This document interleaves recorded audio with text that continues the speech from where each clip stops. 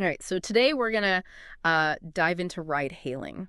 Okay. And we've got a bunch of sources that'll help us like really break down how these platforms, you know, actually work. Yeah, that's funny because like everyone uses these apps, Right. but like how many people actually know how they work? Yeah, like behind the scenes, yeah. So the most basic level, like what is ride hailing? Hmm. Well, essentially, you're ordering a personalized ride through an app on your phone, Right. and that app is connecting you directly to drivers. Yeah.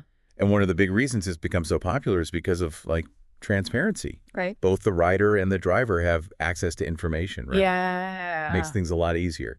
I've always wondered, like, what exactly makes these apps so easy to use? Right. And, like, how do they handle all those crazy logistics, in the background? Yeah, that's the magic, isn't it? Yeah. Well, today we're going to try to like get to the bottom of it, Yeah. figure out how it works for both the passengers and the drivers, Mhm. and why it's become like the go-to way to get around for so many people. Exactly. So first off, who are we talking about here? Like, who actually uses ride-hailing services? Well, our sources mention a few key groups. Right. You've got people without their own cars, obviously. Yeah, Then there are folks looking for cheaper options than like taxis or whatever. makes sense. And of course, there are people who just can't drive or just don't want to. Yeah, I know plenty of those. Right. So that's a pretty big chunk of the population already. Huge, yeah.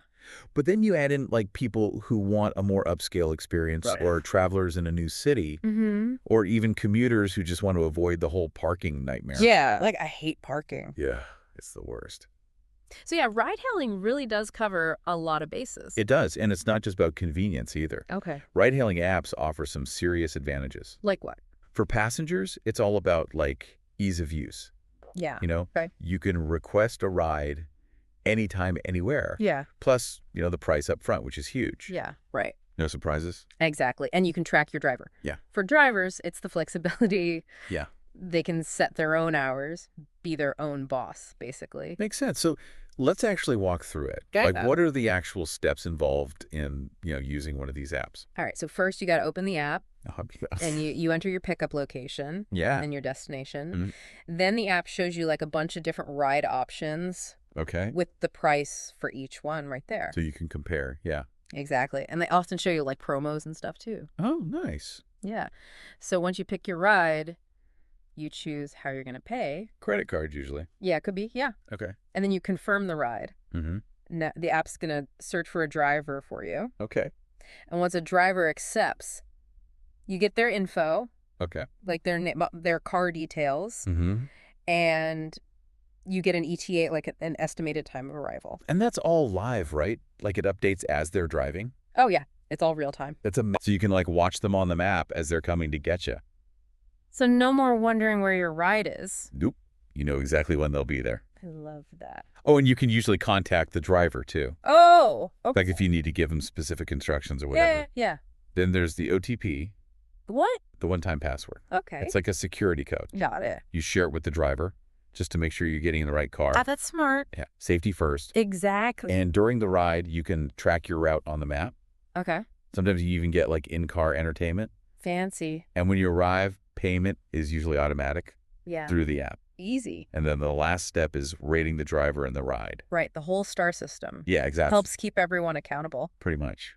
Our sources also talk about Uber specifically, Oh, yeah. like a deep dive into their app and stuff. Right. So Uber's home screen is really personalized. Oh, how's that? Well, it often shows you places you go to a lot. Okay. And it might even suggest like different transportation options based on your habits.